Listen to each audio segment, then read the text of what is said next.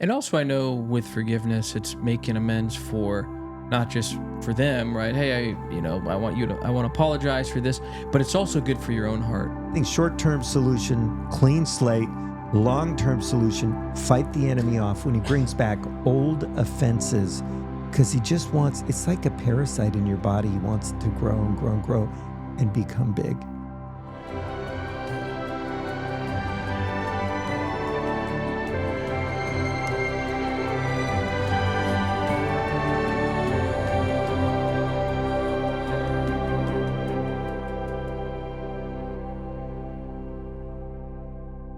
I am fired up today because I've got my dad in studio with me. Hey, Dad, welcome. Hey, so good to be here. Yeah, Thanks. well, I'm excited. We've talked a lot about this topic, and a lot of our listeners are young families, and this is something you taught us even at a young age, but forgiveness. And it's hard in marriage. It's hard in relationships. I think this episode's going to be practical. I always remember if we got into little arguments with friends or things that happened growing up. Or brothers and sisters. That happens a lot. Happened a lot, for sure. And you'd always say friendships are worth a few goof ups, or friendships are worth, seeking forgiveness and reconciliation. So excited to talk about that. And then also, what does that look like on a global scale and some of the discoveries you've had? So feel free to take this wherever you want. Yeah. First of all, excited to have you on the show. So thanks, Josh. Well, love No Longer Nomads. Oh, we need to make this a No Longer Nomads Uncharted ministry. Let's do it. Yeah. Okay, because our audience is probably part of your audience too, but they would love this. Well, one of the things with raising the kids, 6 and 8 years, when you look back, was Mom an amazing individual? 6 and 8 years.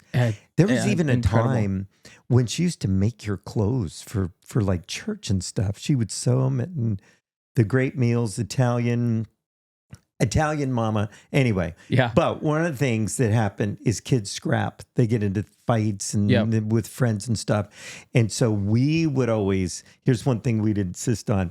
If you would say, let's say you and Tommy got into it, John Mark or the boys, was usually the boys, you couldn't just say sorry. Remember, we used to say, put a noun with it. Who's sorry? The man in the moon? Who's sorry? Yeah. I'm sorry, because we wanted you to own up to it. And we found that if we keep a short list, life goes better. And so Mom and I have always lived by the verse in Ephesians 4 that says, don't let the sun go down on your anger. I mean, that's just a principle of life that works. Whether someone is a believer or not, it still works, because there's just something about our subconscious that if we go to bed, there's anger in our heart, unforgiveness, maybe a husband and a wife, the devil has like 8 hours to work on you. And when you wake up in the morning, it's magnified. You may not feel it then, but it's going to come out. Under the surface. I don't know if you've ever had that, but I had things like with Joanne where I forgot to say I was sorry. I just didn't think about it. Didn't realize that I said something that was unkind. And later on she mentioned it, and I thought, wow, I can see that hurt her probably much more than it did when I didn't say I was sorry at that point. So on a larger scale, this happens in families. This happens in nations. This happens in people groups. The biggest problem in the Middle East right now, and this relates to families, is a lack of forgiveness. If you talk to a Muslim about the Crusades, they talk about it, and it was 1,000 years ago. They talk about it, Josh, like it was last month. They still talk about the Christians coming in and killing Muslims. And you know what? For us as Christians, it is the darkest period in our history. Absolutely. Where Christians took this belief of conquer or kill them. Yeah. Much like jihadist Muslims do today. And so I heard this, Josh, 20 years ago, that there was a group of people tracing the crusade routes through the Middle East and going to mosques and groups of Muslims and also Jews that lived in the area. Okay. And asking for their forgiveness. Wow. And I remember the first time I heard that, it was before I worked in the Middle East. So it had to be 30 years ago, a little past that. I thought, are you kidding? That's insane. Get over it. I mean, that was 1,000 years ago. Right. we fought the Revolutionary War against Great Britain, and we're not going over there apologizing. Right. We're good friends. You know, I mean, we do things together. We stand together. Why can't they get over it? And it's just this principle of forgiveness. And in the Middle East, there's an honor-shame concept. And if that is not addressed, that issue of forgiveness stays there. So these missionaries came back to our church, remember Tri-Lakes Chapel, and said, we walked this, and some of them walked hundreds of miles, stop here, and, you know, they camp out and all that stuff. They'd go up to Imams, and they would say, this wasn't me, this wasn't my family, but years ago, like 1,000 years ago, there was a group of people that called themselves Christians, and they came in and they killed your people. And I just want you to say, I just want you to know, I am so sorry for that. That does not represent Jesus. That does not represent the church. Will you forgive me? Now, again, that person didn't do it. They received hugs. There were times they were asked to speak in a mosque. Wow. I've tried that in different places where I've talked to imams and said, hey, you know about the Crusades? Oh, yeah. And believe me, they'll know more about it than Christians do. They've been taught, right? Oh, yeah. They're the Crusaders. Mm-hmm. And so said that to Muslim imams, that, hey, this doesn't represent Jesus. He was a man of peace. He brought reconciliation with God. He died for our sins. It's a great way to share the gospel. But just want you to know, I'm asking for your forgiveness for all of Christianity that didn't represent Jesus well at all. I've had imams give me a hug. Thank you. Nobody's ever said that. So that's what happens with nations and people groups and religions. Yeah. It happens in families. And so when we don't ask for forgiveness, when forgiveness is not sought, it gets bigger and bigger and bigger. And there is generational sin caught up in families where if people would just go and say, forgive me, it would be amazing. Yeah. Yeah. Would do a lot. So people like, the Crusaders went through and they still, in a way, keep record of that wrong. Yeah. Right. For us in marriage, let's talk about that a bit as well. Easy to keep record of wrongs. I know I've been guilty of that. Yeah. Where does that get you? You know, we can talk a bit about that, but also how do we keep a short list, right? Yeah. And maybe those things seem practical and pretty easy to people, but is there something, tricks or tips that you've learned along the way that could help us? Well, yeah, it's a good question. I think there's a short-term solution, but you got to have the long-term solution with it. So the short-term is what we've already said. Don't let the sun go down in your anger. Don't give the devil overtime to work on you when you're defenseless as you sleep. So that's number one. Get rid of it on that day. But there are times when things come back into your mind and you want to kind of hold that person guilty, whether it's someone in your family or if it's your wife, you kind of feel like maybe I should bring that up again. We have to fight that. That is the devil saying to us, see, forgiveness doesn't work, but it does work. It does work. He just tries to bring it back and I just say out loud, in enemies of Christ, leave me alone. That is already been covered for. I'm not holding anyone guilty for that. That is forgiven. That's covered like my sins. Yeah. It's covered. Yeah. So I think that's a long-term solution. The devil will try to foster strife.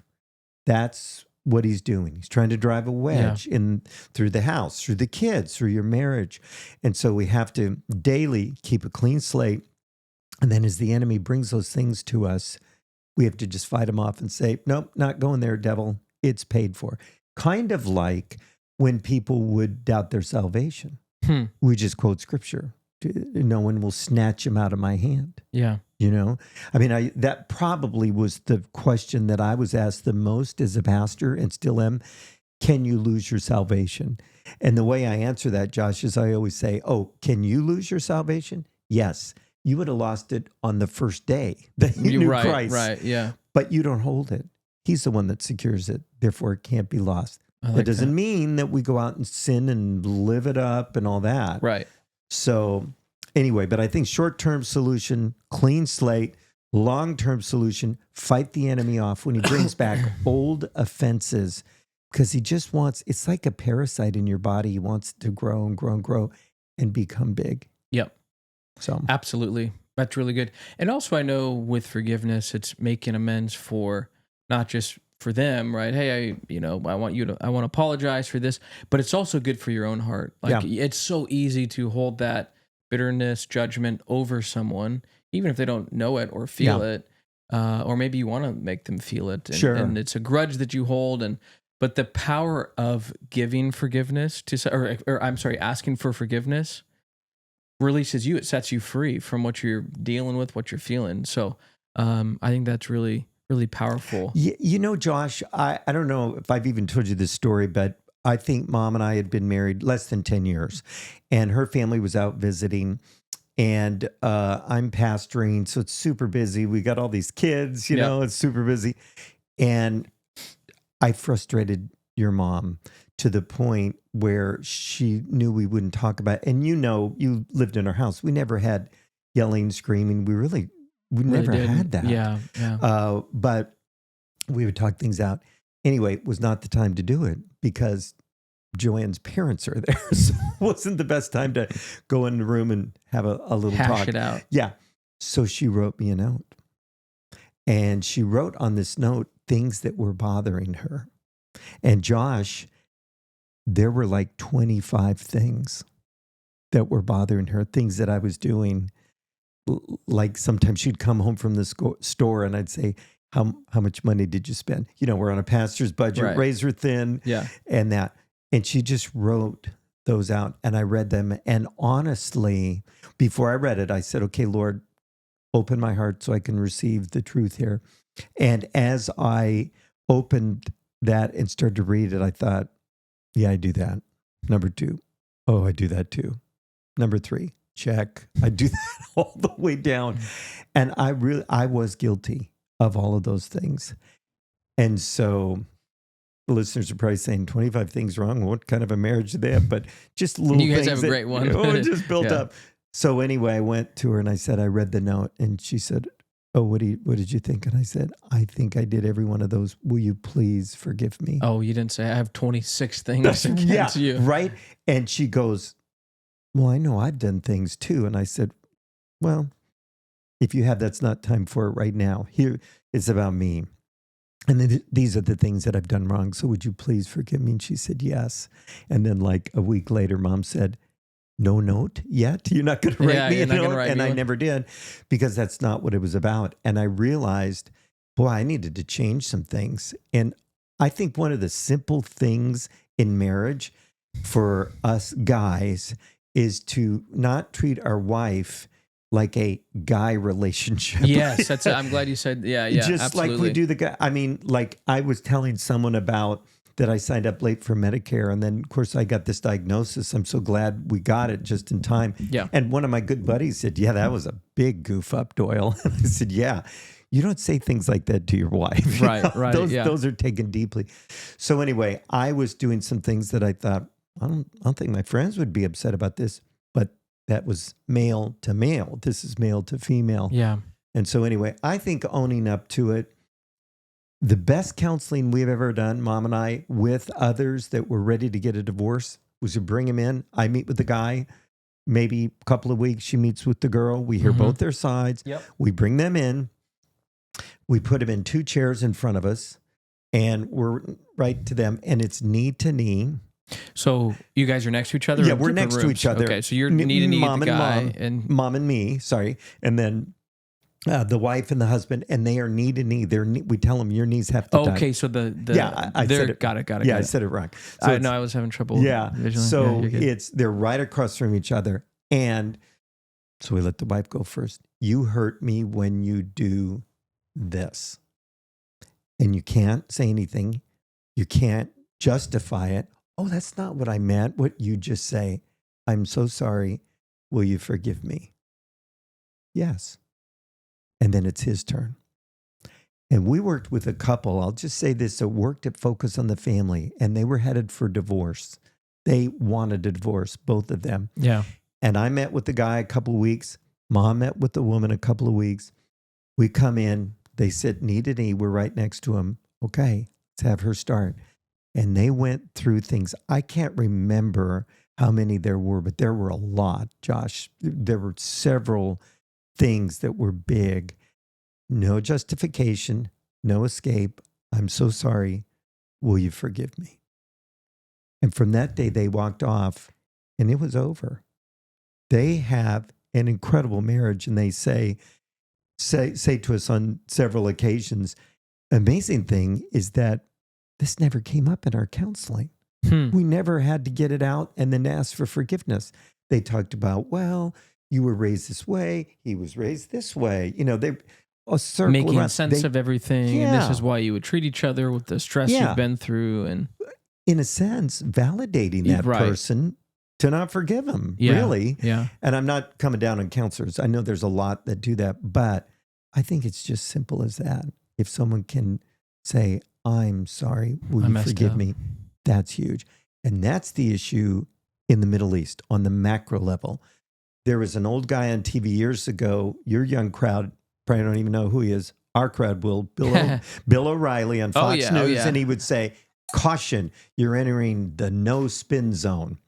And we say this every time we bring a team. You know what we say, Josh? Caution.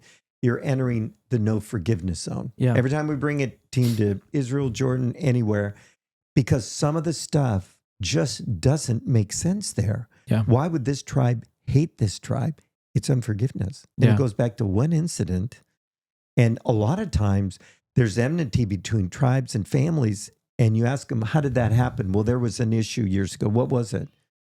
You know, I can't really remember, but it's going on generations and they don't remember, but they remember it was against this family.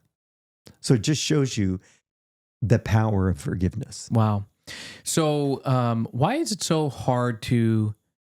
complicated in marriage to forgive? And it, like, I think of all the other relationships, it's easier, could be for some people easier to forgive someone, but your spouse, there's a pride, there are things that can get in the way to where you go, I want them to come to me first. Mm-hmm. Yeah. What does that look like? Why do you know why that is? Have you found why it's harder in marriage? Yeah, I think it's just our sin nature, and we're closest to the person we marry. Yeah. And it's alarming to find out that we have really messed up big time. Yeah. So that's just jarring when you hear, well, I thought I was doing good. And then also, I will say this, and Mom would say this and laugh, Joanne would say this and laugh. When she was pregnant one time, I came home, we had a couple of kids. So I think she was pregnant with John Mark. And I came in and from the church, and I come in and she's sitting on the couch and tears are rolling off her cheeks. Not just, and Mom doesn't cry all the time, but she will cry. And I mean, they were rolling off her cheeks. And I said, what's the matter? Is everything okay? I thought something's wrong with the kids. Out the door. No. Yeah, that's right. Yeah. Let me come in again later. So I said, is everything okay? And she goes, no. And I said, what's the matter? And she said, I don't know. And I just remember thinking, oh, Lord, how am I going to figure this out? She doesn't even know what it is. Right. They are deep, complex creatures. You got to help me. Yeah. And I think with guys, like when we're playing basketball, what's the matter? You're bugging me. You're pushing me to stop that. But it's different.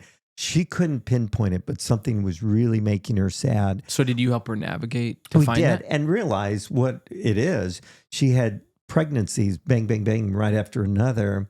And there were hormone things going on that nobody told us about that stuff. Yeah. Really. So anyway, we kind of grew together through that. But I think as a married couple, when you find out you've goofed up, it's just so easy to think, oh, shoot, well, the reason I did that is because she did this. Yeah.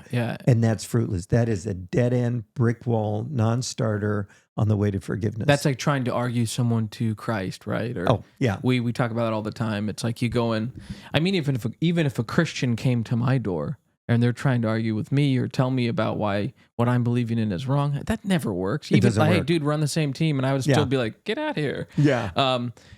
Politely, I guess. I don't know. Yeah. Depends on the mood, man, I guess. But let me ask you this. So, what does it look like to come in and disarm the situation? I'm really upset about X, Y, Z.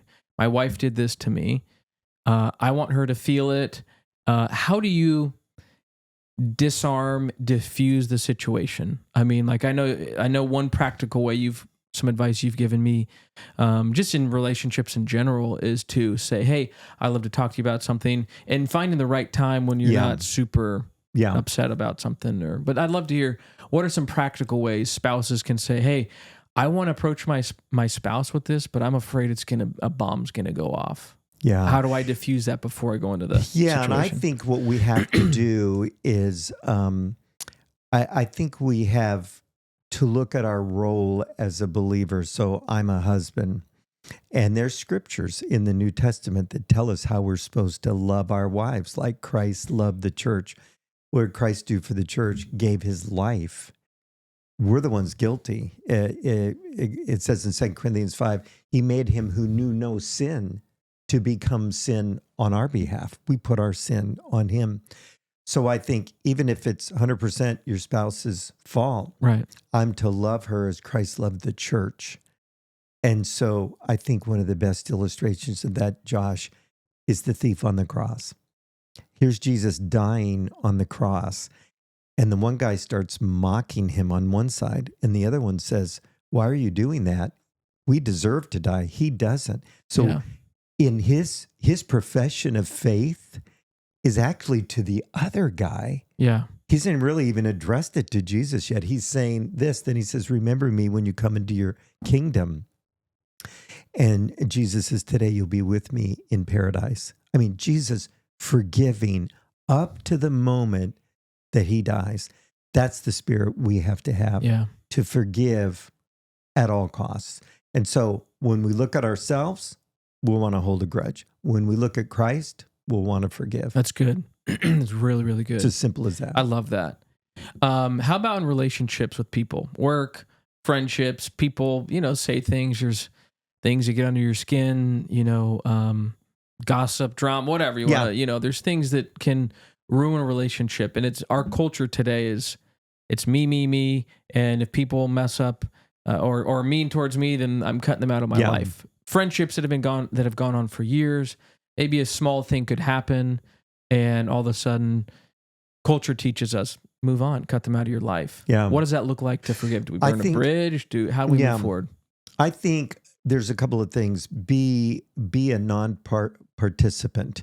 Like it says in Proverbs, drive out the gossip and strife ceases. Yeah. In other words, what keeps these things going is people talking, the cooler talk or whatever, where they just keep talking. Well, did you hear what so-and-so? I can't believe that. Can you? And it gets bigger and bigger and bigger. And so I think we have to decide, I'm not going to participate in this, and I'm not going to take an offense at everything someone says. Let's face it. Read the book Unoffendable. Right. We love that. We read that as a staff. Love that book. And book. Unoffendable. Can't think of his name, but he's fantastic. Yeah. Anyway, I think we just have to decide we're not going to participate in this. We're not going to let what people say bother us. I had to learn how to be Teflon man because I was a pastor. And I remember, Josh, there were people that every week came with problems. They don't like this. They don't like the music. They thought your sermon could be better. They didn't like this, the children's ministry, and it just went on and on and on. And you just have to say, I'm not going to go there. I'm not going to take it personal, because you have to stand up in front of them on Sunday and preach. And God always just seems to put them right in eye view, the person that was just on your case, and you got to love them like Jesus did. And so I think we have to decide in advance, we're just not going to take offense. Yeah. We can say to God, this hurts. Like I remember as a pastor, people would go to another church and they'd say, well, we like this better or whatever. And that was like a gut shot to me. Yeah. But just say, hey, when I see him, I'm going to hug him and just love him. And who knows, they might even be back someday. Yeah. So why burn a bridge? But that's really good. And I'm even thinking, I'm going back now as Jess and I, if there's something going on, and it's easier to, I'm thinking of what we just talked about, going in guns hot, you want to make them feel it and all that. Man, and I've learned this from you and Mom, is by saying, hey, there's something that kind of hurt. Can we talk about it when there's not chaos with the kids and all that? And I've been on the receiving end of that. You kind of have a pit in your stomach. You go, man, what I do, I'm in trouble. But you go into that conversation neutral, right? You go into that conversation and saying, what, they don't come in super hot. I don't come in really angry if I'm like, hey, I want to talk to you about something, because I've pretty much laid the guns down and saying, I'm opening up saying this is what really hurt. And then I think that has always opened up a door for not argument back and forth or escalating something that really wasn't that big in the first place. But saying, hey, can we talk about this? Yeah. Really does kind of lower the guns, and you can have a constructive conversation that way. Yeah. Well, and I think above all, the relationship is the most important.